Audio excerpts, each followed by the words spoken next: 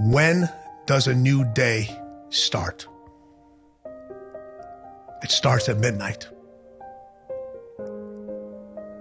Is it dark outside at midnight? Yes. So if a new day and a new beginning starts in the dark every day, that's when your new beginnings start. But so many people are afraid to go to that place. And I tell them, you have to visit that place, because if that place comes visit you, it will never leave. If you go visit the darkness that you've been running from, you'll have the opportunity to leave a better person. You'll have a better understanding of yourself. You'll have a better understanding of your purpose. But if you don't take that trip and the darkness comes visit you, it's a guest that will never leave. It hardened me.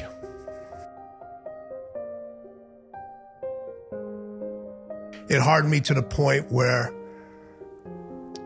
I had a hard time communicating with other individuals. I had a hard time understanding things that were so easy for me to deal with, the hardships, the trials and tribulations. And I would see other people complain about things, and I'm like, what are you complaining about? I was just like, I couldn't relate to it. Every night there's an individual that comes visit you. You know, everybody has these grandiose dreams and these daydreams about success and money and fame and power. And I always say,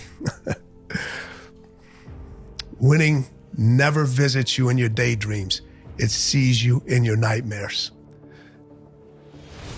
The things that you come visit you in your nightmares, those things are real. Those are the things that you have to deal with. Those are the monsters underneath the bed. Those are the skeletons in the closet. Those are the things that you've put away. And some of the stuff that you've put away and you don't want to deal with is some of the best part of you. How many times have you heard this? People always say, you know, always show up positive. You know, always bring your positivity. Well, that means you only bring half of you. That means you're not accepting the other half. You got to bring the light. You got to bring the dark. You got to bring the good. You got to bring the bad.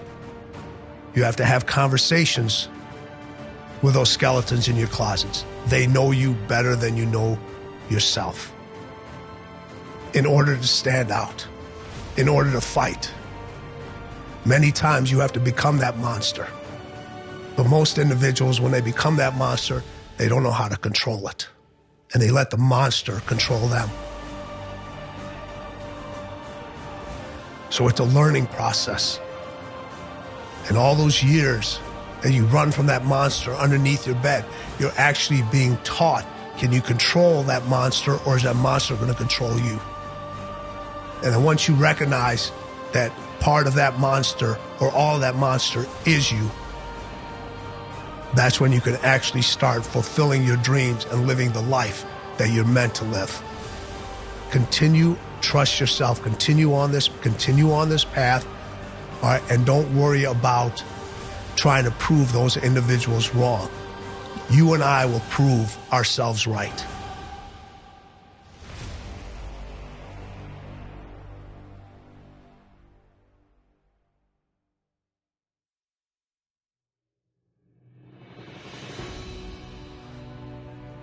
When you get out of bed or you want to get out of bed, there's all these individuals that are lined up next to that bed. There's fear, there's doubt, there's compassion, there's hatred, there's excellence, there's sorrowness, there's excuses, and they all have their hands out.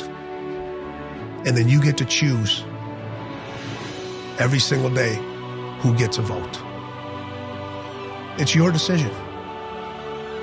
It's your decision. And most times, many individuals make their decisions with their feelings. And when you have to make those decisions with your mind. Every single morning, if you can't get out of your beds and you choose not to win, you listen to your feelings. If you chose to get out of bed and you said, there's a win for me, that's your mind.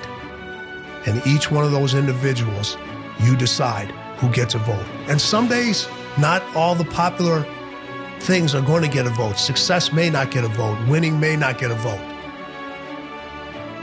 But you've made that decision that now this thing gets a vote. I must be ready to deal with it. Every single day, there's something different. There also has to be something different about yourself. And I said this in Winning, different scares people. When you're different, it scares people. When the world is different, it scares people. Everything different scares people. But it attracts the right emotions, it attracts the right feelings, it attracts the right thoughts, and it attracts the right people. Because the people that are willing to not judge you and understand and know that these things are real. For a lot of individual, the physical pain that they put themselves through is actually their pleasure. My athletes, at the highest level of their training, it is the most uncomfortable state they put themselves through every single day. And people are just like, I'm not gonna do that. It's the people that run the ultra marathons. It's people that take these ice baths. It's all out there. Now that doesn't mean if you do those things you're gonna excel in other aspects of your life, but it does raise your level of understanding that nothing great is going to come without you having to deal with what I call adversity and pain tolerance. You must be able to deal with that. And the more understanding you have of what's causing you the pain and how you've dealt with it is going to determine how successful you will be in whatever you choose in life. You'll have individuals who will become from a broken family. And you could have two children that come from the broken family, and one individual will not live up to their potential. And they'll say, it's because I came from a broken family. And then you have the other individual, same environment, same household, same everything, will do great things, not only for themselves, for humanity, for this world. And what's their answer? Because I came from a broken family. They both understood how to use the pain. One used it to excel. The other used it to deny. It's the little attention to the little things that everyone thinks they won't notice. You hear this all the time. Don't sweat the small stuff. The 1%ers, the 0.01, they sweat every single detail. Because the one thing they let slip, somebody is going to use that to their advantage. Somebody is going to make a big deal out of it. And they're going to feel like they left something out. Everyone says, don't worry about the things that you can't control. Well, these individuals, they want to control everything they can control so the uncontrollable becomes more manageable to them. So if they pay attention to every single detail obsessively over and over and over again, then when the uncontrollable happens, they can have a better chance of controlling it.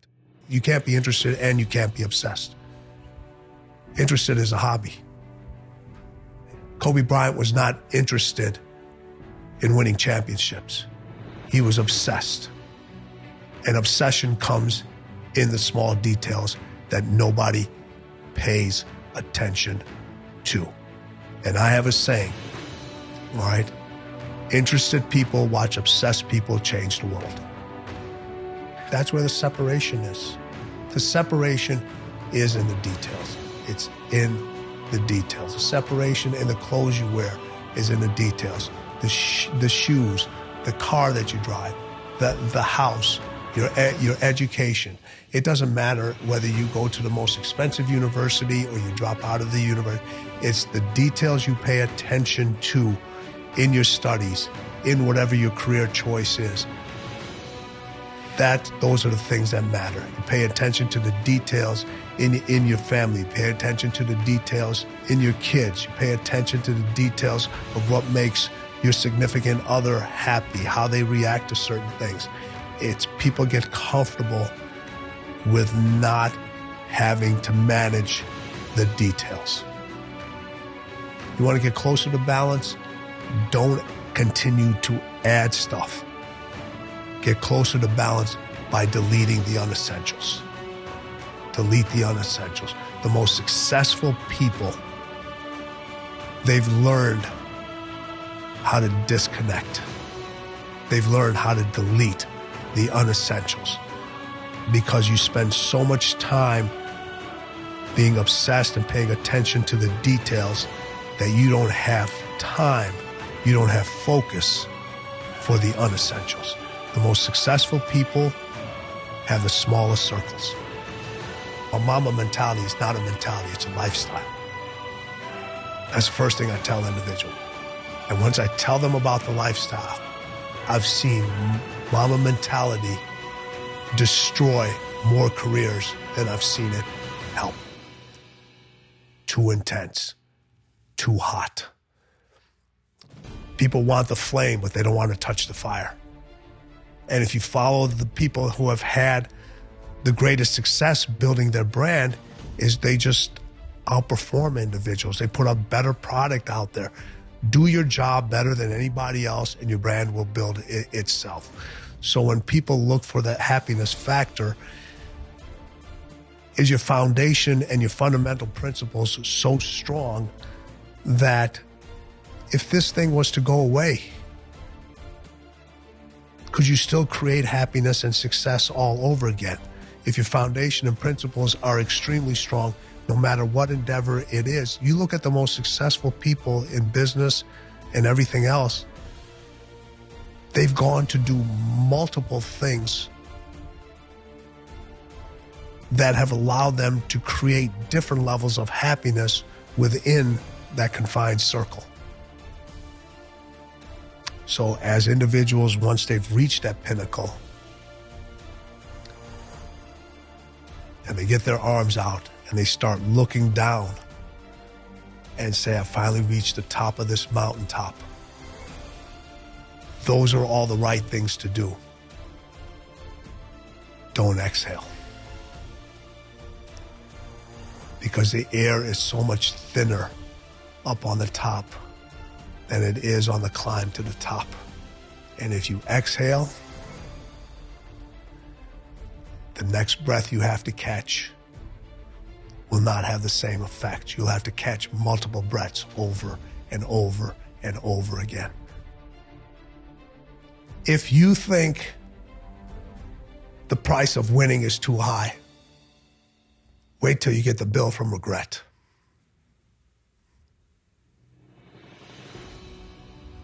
And that bill from regret is generational. And there's a lot of people listening to this that bill has been passed on from generation to generation, and you are holding that bill right now. And somebody in one of your generations has to pay that bill off in order for the generation to move on.